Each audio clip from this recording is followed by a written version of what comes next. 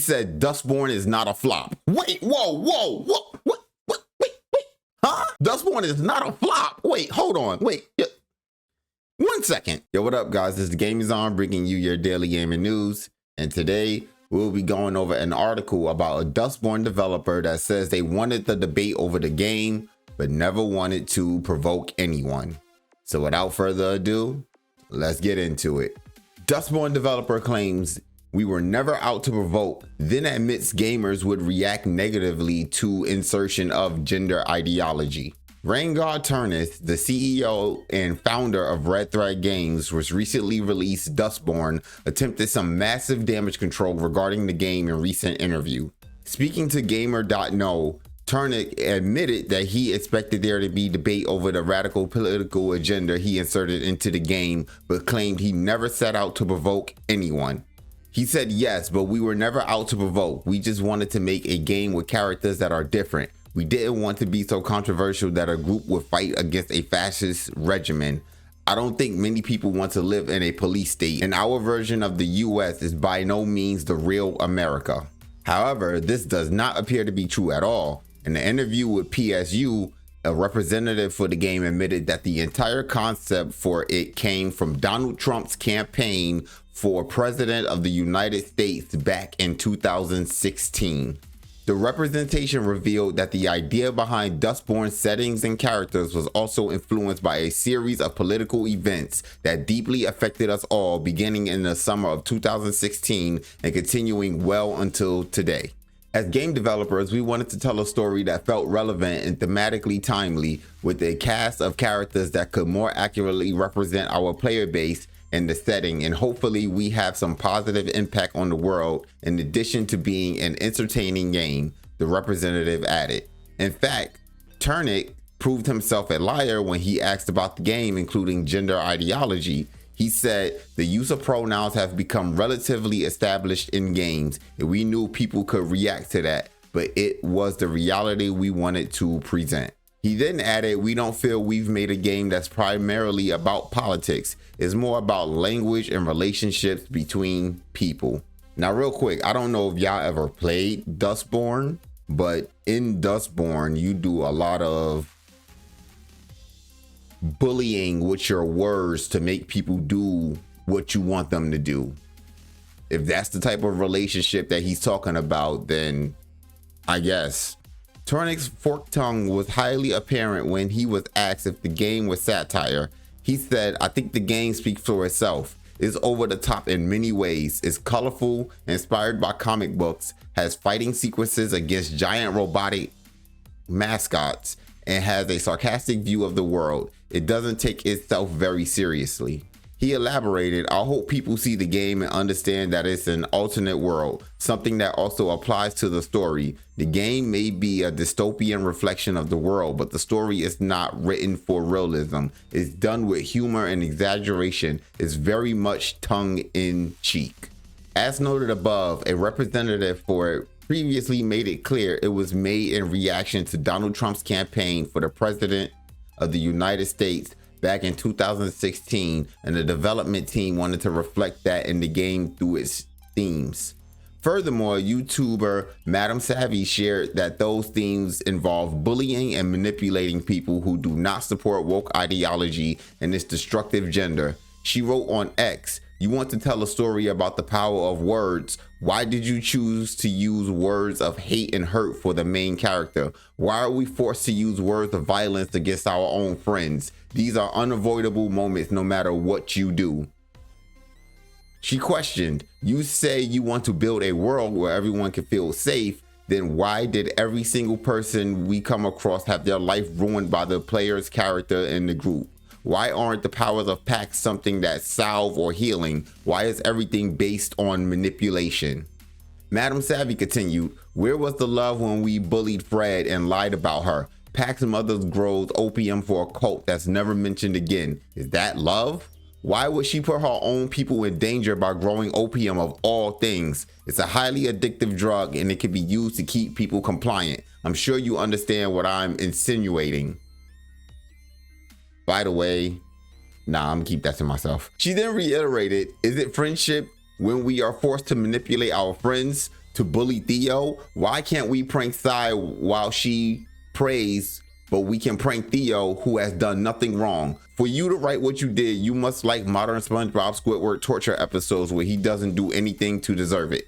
Unsurprisingly, after repeatedly lying, Turnic decided to turn the project onto his critics, telling Gamer.no, "It seems like people twist everything we say with malicious intent. They created a narrative that Red Thread is corrupted and making propaganda, but the fact is that we've made a game we want to talk about and share with others. It's not for everyone and they don't have to play it." Well, I can tell you, no one played it, except Madam Savvy, of course, but we worry about her sometimes. The game quite literally is a political propaganda, as Madam Savvy noted on X. "I'm not too sure how people with powers who admit to being con artists can be oppressive, or people with money.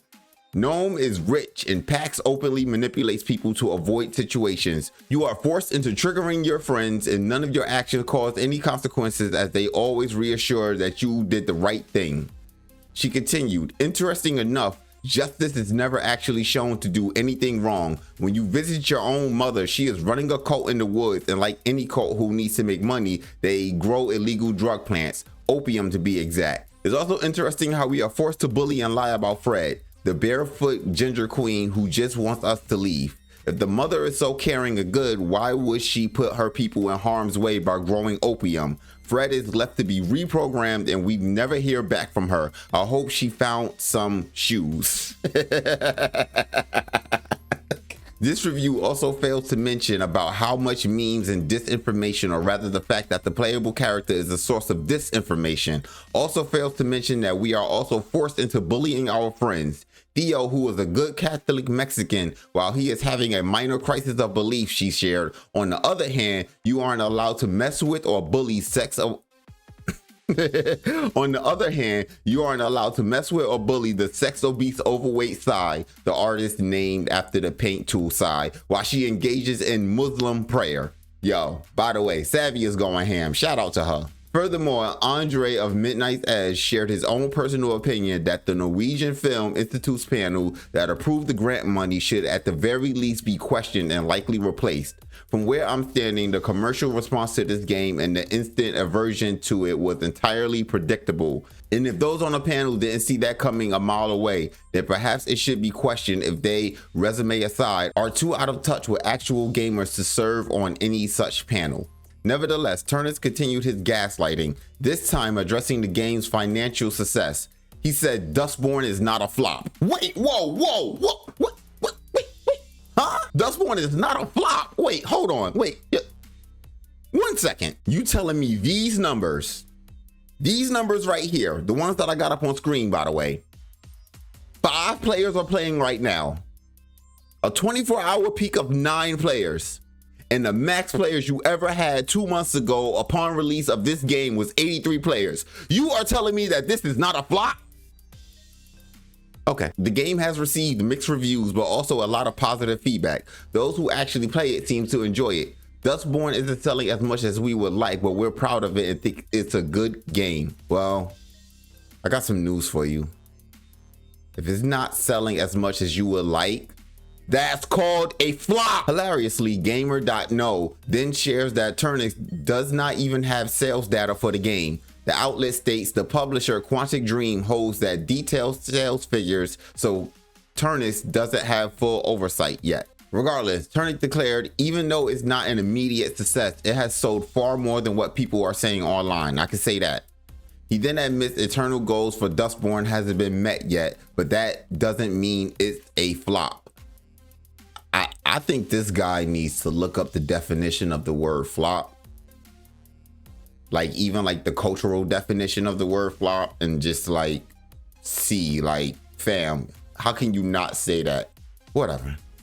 In fact, he goes on to claim that it could take years for the game to find an audience. It can take months and years for the story-driven games like this to find their audience, so we're not dissatisfied. Rengar is a perfect example of the 3 laws of the SJW. Rengar is a perfect example of the 3 laws of the SJW. For a quick reminder, as explained by Vox Day in SJW Always Lie, taking down the thought police. The 3 laws are SJWs always lie, SJWs always double down, and SJWs always project. Furthermore, he's also clearly part of the seething artistic class as defined by novelist Isaac Young.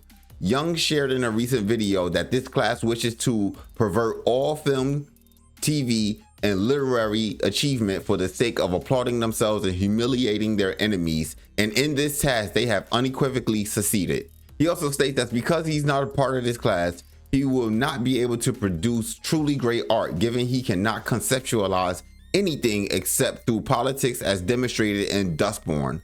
Modern artists must swear their soul to towing the eternal party line, which itself is just narcissism. That or they make their work so brain dead that it couldn't possibly be a threat to anyone. This is why the woke will never produce a great work of art. To do so requires believing in something beyond power, beyond politics, and the woke cannot conceptualize anything except through politics. I thought that was a pretty interesting read, to be honest. Let me know what you guys think in the comments. That's all that I have for you guys today.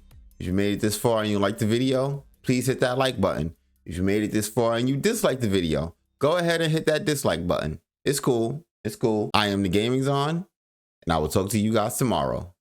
Peace.